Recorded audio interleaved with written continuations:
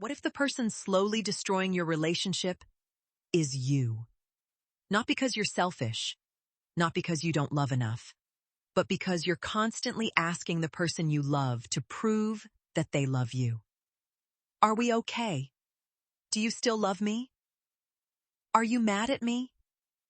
Why didn't you text back? Do you think I'm attractive? At first, these questions seem harmless, but when reassurance becomes something you need over and over again, something dangerous can happen. Love stops feeling like love and starts feeling like a test your partner can never pass. And here's the painful part. No amount of validation from another person can permanently heal a wound that requires you to validate yourself. Today, we're going to talk about one of the quietest relationship destroyers, the constant need for validation, why we seek it, how it slowly damages relationships, and most importantly, how to stop needing someone else to constantly prove your worth. Imagine this. Your partner sends you a message, busy day, talk later. That's it. 2 words shouldn't have the power to ruin your afternoon, but suddenly your mind starts working overtime. Why are they being so short? Did I do something? Are they losing interest? Are they talking to someone else? You check your phone, nothing. 5 minutes later, you check again. Nothing. Now you're not simply waiting for a message. You're waiting for reassurance. You need something from them that says, "We're okay." Eventually they text, "Sorry. Crazy day. Love you." And instantly, you feel better. Your shoulders relax. The anxiety disappears. Everything feels normal again. But notice what just happened. Your emotional state was controlled by someone else's response. No message, anxiety. Short message, fear, affection, relief, compliment, confidence, distance, self-doubt. Without realizing it, you've handed another person the remote control to your emotional life. And this is where validation becomes dangerous, because reassurance works, but often only temporarily. You hear, "I love you," and you feel better. But tomorrow, you need to hear it again. You hear, "You're beautiful." You believe it for a moment. Then you see someone more attractive and wonder, but does he think she's prettier? So you need another compliment, another reassurance, another confirmation. And slowly, the relationship becomes a cycle.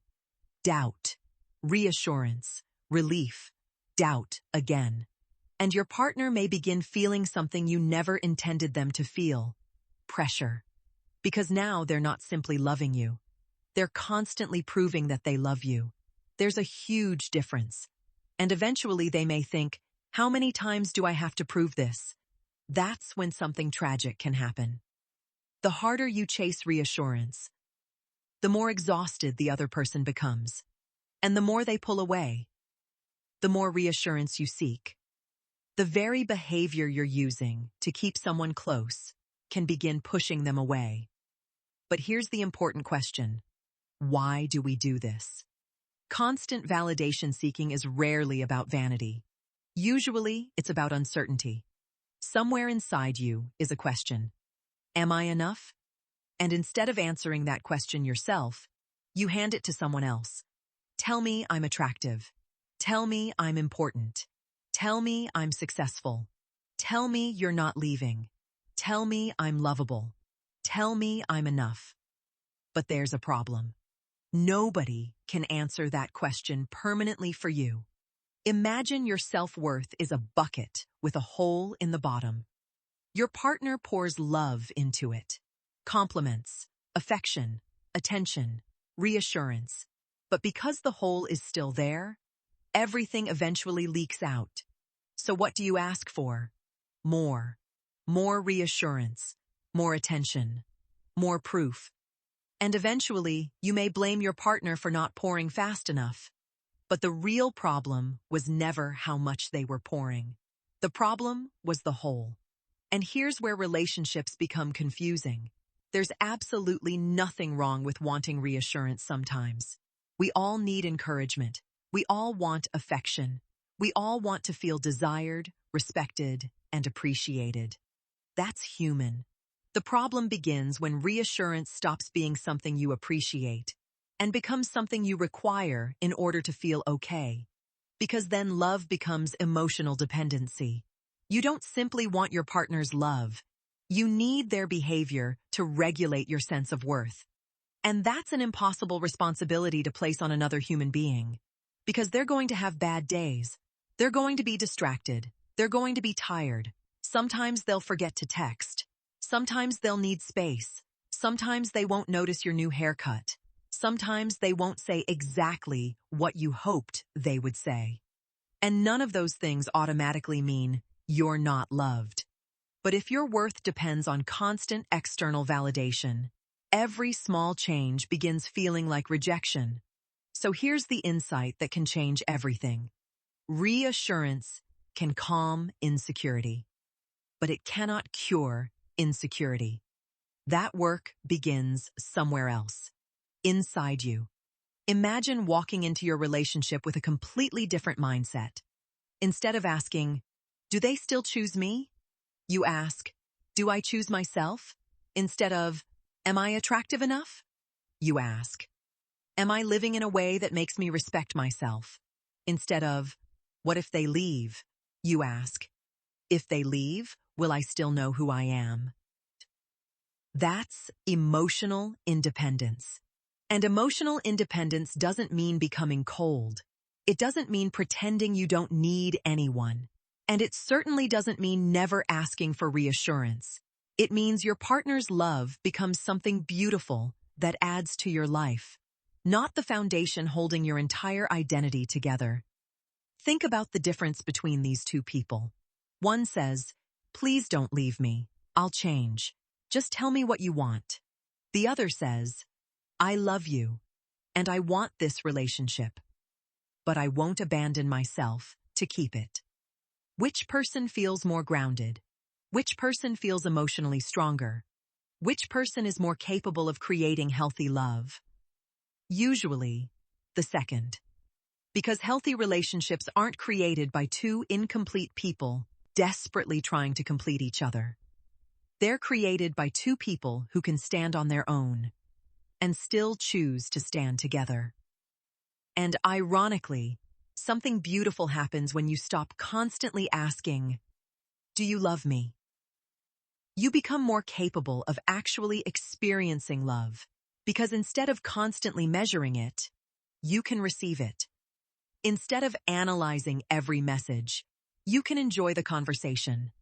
Instead of monitoring their attention, you can be present. Instead of fearing they'll leave, you can appreciate that they're here. That's the transformation.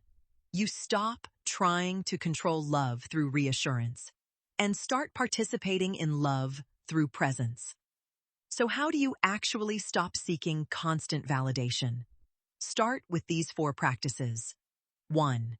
Catch the validation question. The next time you're about to ask, "Are you mad at me? Do you still love me? Do you think I'm attractive?" Pause. Don't judge yourself. Just ask, "What am I actually afraid of right now?" Maybe the real answer is, "I'm afraid I'm not enough. I'm afraid of being rejected. I'm afraid they're losing interest." Naming the fear takes away some of its power. 2. Separate facts from stories. Your partner hasn't replied for 2 hours. That's the fact. They're losing interest. That's the story. Your mind will often turn uncertainty into catastrophe. Learn to separate what happened from what you're imagining it means. 3. Build evidence of your own worth. Keep promises to yourself. Exercise. Learn. Create. Spend time alone. Develop friendships. Pursue meaningful goals. Do things that make you respect the person you see in the mirror. Self-worth isn't built by repeatedly saying, "I'm amazing." It's built by becoming someone you trust. 4. Ask for connection instead of validation. Instead of saying, "Do you even love me anymore?" Try, "I've been feeling disconnected lately." Could we spend some time together tonight? Notice the difference. One demands proof. The other communicates a need. That's emotional maturity. Here's the lesson I want you to remember. Stop asking other people to repeatedly convince you that you're worthy of love.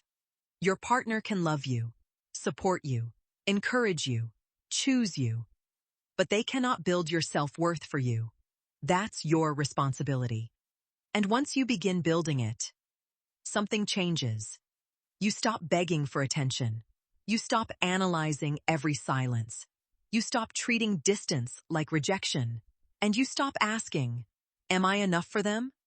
Instead, you begin asking a much more powerful question. Is this relationship healthy enough for me?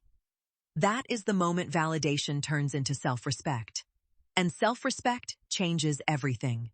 If this message made you recognize something in yourself or your relationships, share your experience in the comments.